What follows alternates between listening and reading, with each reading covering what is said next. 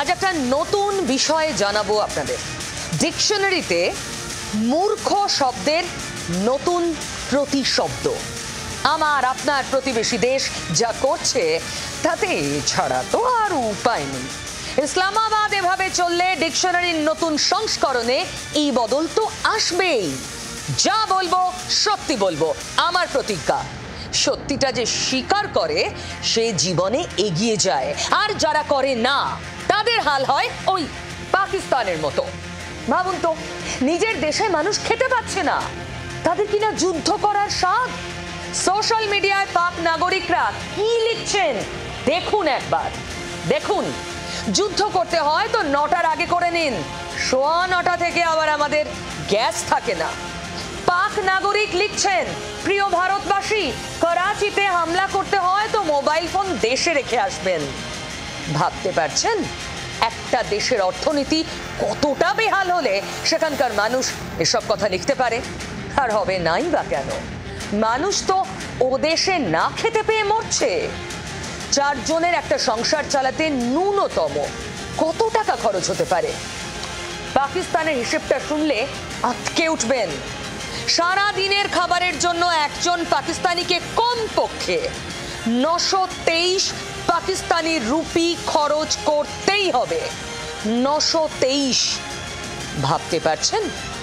4 জনের সংসার খরচ মাসে কমপক্ষে 3 লাখ পাকিস্তানি রুপি। এর ওপর বাড়ি ভাড়া যদি দিতে হয় খরচ আরো বেশি। আর এই কয়েকদিন আগে রমজান মাসের সময় করাচিতে 1 কেজি মুরগির মাংস বিক্রি হয়েছে 800 পাকিস্তানি রুপিতে। চাল, গম, চিনি সব কিছুর দাম আকাশ ছুঁয়েছে। শিক্ষা খাতে জিডিপির মাত্র 1.9% খরচ করে পাকিস্তান। স্বাস্থ্য খাতে খরচ 2.9%। সন্তানের মুখে এক দানা খাবার তুলে দিতে পাকিস্তানের মানুষ যখন হিমশিম খাচ্ছে, তখন ইসলামাবাদের শখ যুদ্ধ যুদ্ধ খেলার। বোকা কি আর এদের এমনি এমনি বলা হয়?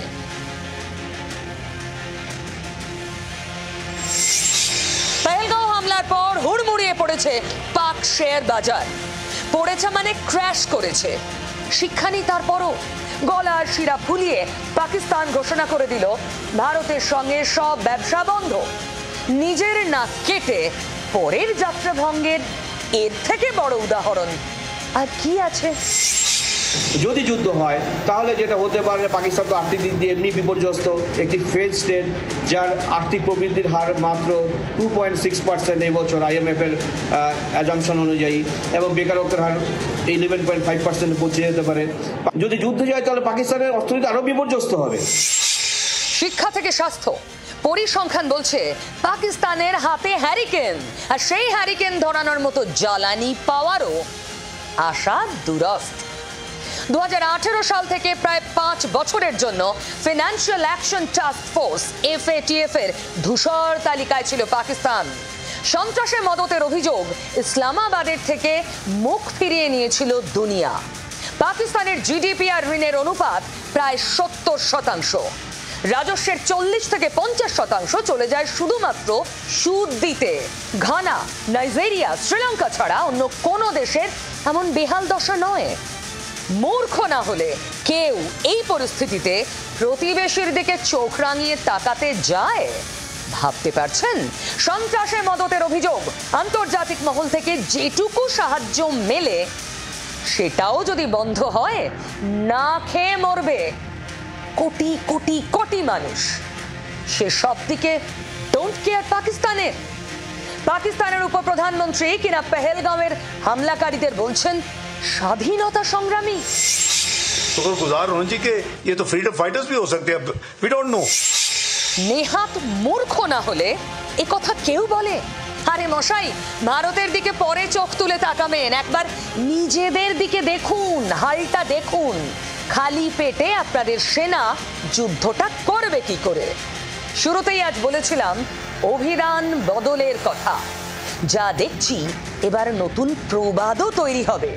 ছেঁড়া কাঁথায় শুয়ে লাখ টাকার স্বপ্ন দেখা কথাটি সবাই জানি। এবার যা হালচাল দেখছি কয়েক কয়েকদিনের মধ্যেই পাকিস্তানের কাশ্মীরের স্বপ্ন দেখাটাও প্রবাদ হিসাবেই প্রমাণিত হলো বলে।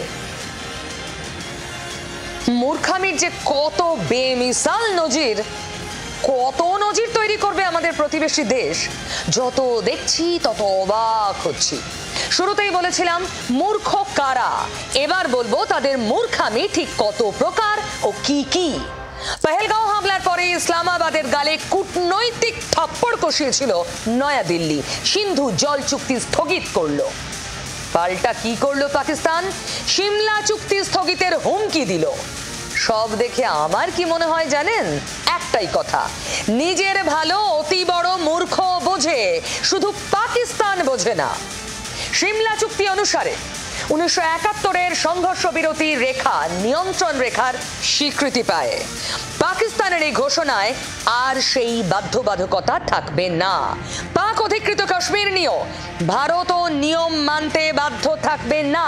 ফলে যে পাক অধিকৃত কাশ্মীরকে ভারত চিরকাল নিজের অংশ বলে ভেবেছে, তাতে নির্দ্বিধায় পা রাখতে পারবো আমরা, ভারত।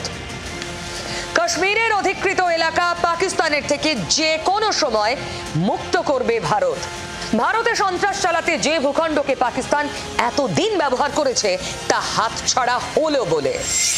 তখন যেটা আলোচনার সময় আলোচনা করা হচ্ছে যে দরকার পড়লে ভেতরে পিওকের ভেতরে গিয়ে মেরে আসবো। পিওকে তখন থাকবে না, it will form A part of India, greater India.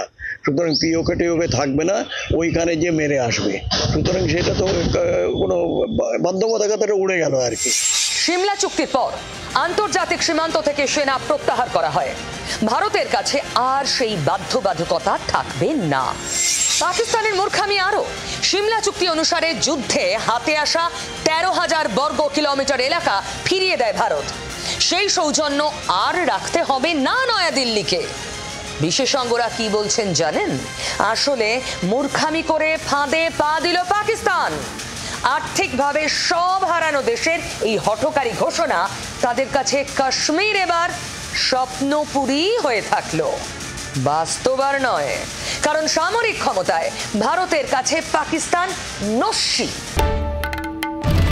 বাংলার আওয়াজ, বাঙালির আবেগ, জি 24 ঘন্টা।